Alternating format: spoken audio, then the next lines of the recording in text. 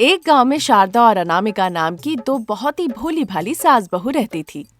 दोनों ही छोटी छोटी बातों पर आपस में उलझती रहती थी।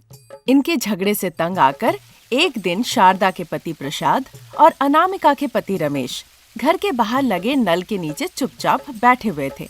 उनके सिर और कंधों से धुआं उठता हुआ नजर आ रहा था। पिताजी, हमने ये क्या हाल बना रखा है? बेटा, अगर तुम मेरी बात मान लो तो हमें इस झंझट से छुटकारा मिल सकता है। क्या कहते हो? मेरी बात मानोगे ना? नहीं पिताजी, मैं दिन रात इसी नल के पास आके बैठा रहूंगा।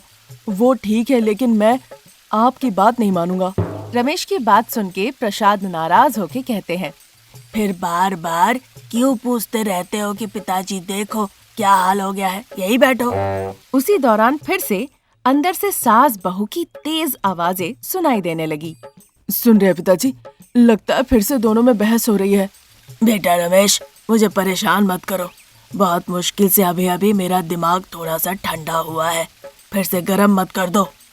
बात यह है पिताजी कि माँ और अनामिका बिना सोचे समझे बहस कर रही है। चाहे बात बड़े से पेड़ की हो या एक छोटी सी बीज की। सपनों में भी कभी नहीं सोचा था मैंने कि ये दोनों इतने मूर्ख होंगे। आज तो फिर भी ठीक है बेटा। कल जब रात में तुम पानी देने गए थे ना खेतों में, तब मैं, हरीश और भावना तीनों आके इस नल के पास बैठे थे। ऐसा क्या? क्या हुआ था कल पिताजी? तेरी माँ कह रही थी कि धान भूसी से निकलता है और अनामिका कह रही थी कि भूसी धान से निकलती है। बहस इतनी बढ़ गई कि दोनों ही घर से बाहर आ गई। दोनों जोर जोर से चिल्लाने लगी। आसपास के पड़ोसी भी सुन के बाहर आ गए। वो गाली भी दिए। रात के जब 2 बज रहे थे तब जाके सास बहू सोई। बाप रे पिताजी, फिर आप और बच्चे रात भर ऐसे बाहर बैठे रहे? हाँ बेटा, और तभी मैंने सोच लिया तेरी माँ से अलग हो जाऊंगा। लेकिन मैं ये नहीं कर सकता पिताजी। ये सब बात चली रही थी, तभी सासू माँ शारदा और बहू अनामिका गुस्से में बाहर आती है। वो हैरानी से अपने अपने पतियों को देखने लगती है। देखिए जी, मैं कह रही हूँ कि धान से अनाज निकलता है और बहू कह रही है अनाज से धान निकलता है। अब आप ही बताइए कौन सही कह रहा है? हिम्मत करके कहिए पिताजी की मैं सही हूँ कि नहीं? नहीं नहीं बहू, मैं सही कह रही हूँ। अनाज धान से निकलता है। अरे नहीं माँ जी, धान अनाज से निकलता है। बेटा रमेश, अब तुम ही बताओ, अनाज धान से निकलता है या धान अनाज से? बताओ। बेटा रमेश, सोच समझ के जवाब देना। एक तरफ माँ और एक तरफ पत्नी। सच कहूँ तो माँ, अनाज धान से ही निकलता है। लेकिन धान। रमेश की बात पूरी होने से पहले ही शारदा रोने लगती है।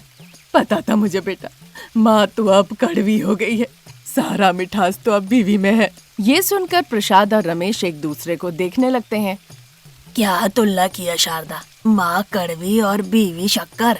ये सुनते ही शारदा अपना रोना धोना बंद करके, कोई कुछ भी कहे लेकिन मैं समझदार हूँ इसलिए ऐसा कहा, कहती है। क्या बात कर रही हो? अनाज तो धान से ही निकलता है, धान अनाज से नहीं। ये बात तुम्हें समझ में क्यों नहीं आ रही है? हाँ, पति की बात सुनकर शारदा फिर से रोना शुरू कर दी। हाँ हाँ, आपको भी मैं कड़वी ही लगती हूँ और बहू मीठी। ये बात सुन के प्रसाद अब चिढ़ जाते हैं और गुस्से से कहने लगते हैं, अब बस करो ये उलझी हुई बातें। एक ही छत के नीचे रहती हो, फिर भी तुम लोग कुछ काम की बातें क्यों नहीं करती? पहले इसका हिसाब लगाइए, फिर दूसरी बात करेंगे। हाँ ठीक है शारदा, अंदर चलो और दिखाओ अनाज कैसे धान से निकलता है। ठीक है, चलिए मैं आपको दिखाती हूँ। शारदा खुश होकर घर के अंदर चली जाती है। रमेश और प्रसाद भी भीगे कपड़े लेकर उसके पीछे पीछे जाते हैं। तब तक शारदा चटाई पर धान डाल चुकी होती है। उन्हें दिखाते हुए शारदा कहती है, आप लोग नहीं मान रहे थे ना, देखो धान में से कुछ अनाज के दाने निकले हैं, यही सबूत है। ये सब देखकर प्रसाद और रमेश दांत कटकटाने लगे। सास बहू एक दूसरे को चुपचाप देख रही थी। चाहे जितना भी देख लो, चेहरा तो वही रहेगा। उनका गुस्सा देखकर सास बहू डर के मारे वहाँ से चली जाती है। कुछ दिन इसी तरह बीत गए। सास बहू की अकल में चाहे कमी हो, लेकिन उनकी बहस में कोई कमी नहीं थी। एक दिन प्रसाद और रमेश को उनके पसंदीदा व्यंजन परोसे गए, जो सास बहू ने बड़े प्यार से बनाए थे। बाप बेटा इससे सतर्क हो गए। फिर अपने में दोनों कहने लगे। पिताजी, ये सास बहू जो कभी हमें ढंग से खाना नहीं देती थी, आज हमें बड़े प्यार से खाना परोस रही है। मामला आखिर में क्या है? बैकग्राउंड में गड़बड़ वाली म्यूजिक बज रही है, पहले खा लो। प्रसाद खाने लगे। रमेश भी बिना कुछ कहे खाने लगा।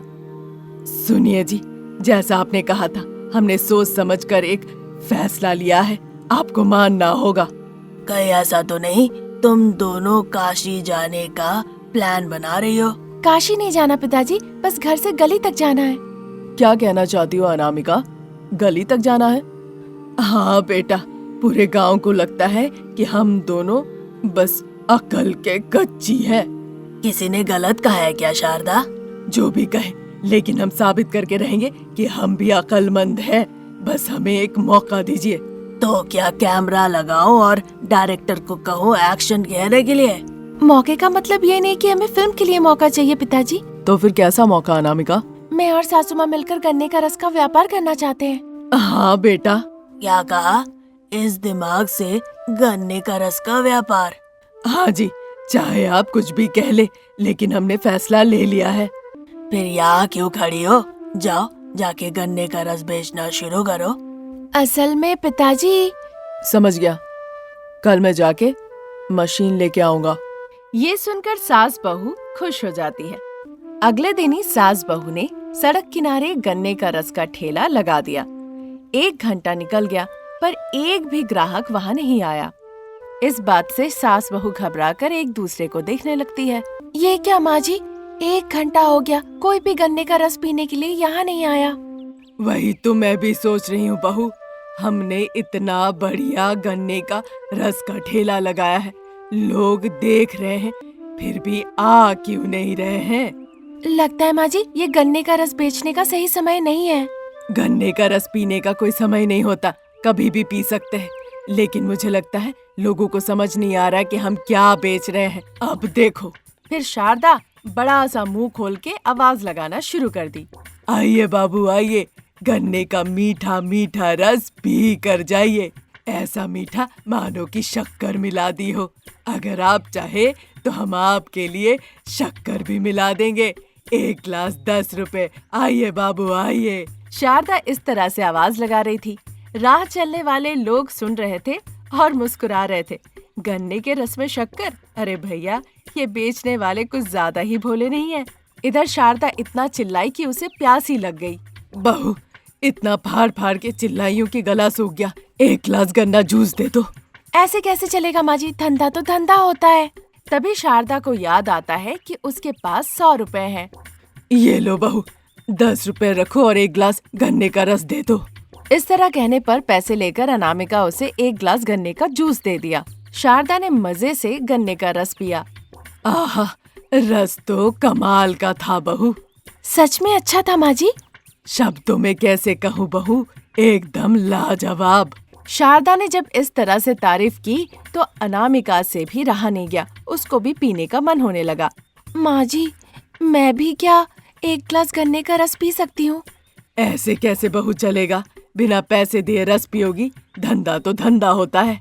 शारदा की ये बात सुनकर अनामिका को ध्यान आया कि उन्होंने भी पहले पैसे दिए थे। वही पैसे देने पर शारदा ने उसे भी 1 गिलास गन्ने का जूस दे दिया। अनामिका ने बड़े मजे से पिया। अब बहू को 1 गिलास जूस पीते हुए देख सासू माँ का भी मन होने लगा एक और गिलास जूस पीने का। बहू, ये पैसे रखो और मुझे 1 और गिलास गन्ने का रस दे दो। कहकर पैसे देती है और अनामिका भी 1 गिलास गन्ने का रस दे देती है। ये देखकर अनामिका को फिर से प्यास लग जाती है। अनामिका भी पैसे देती है और 1 और गिलास जूस पीती है। इस तरह सास और बहू आपस में ही पैसे को घुमा घुमा कर गन्ने का सारा रस पी जाती है।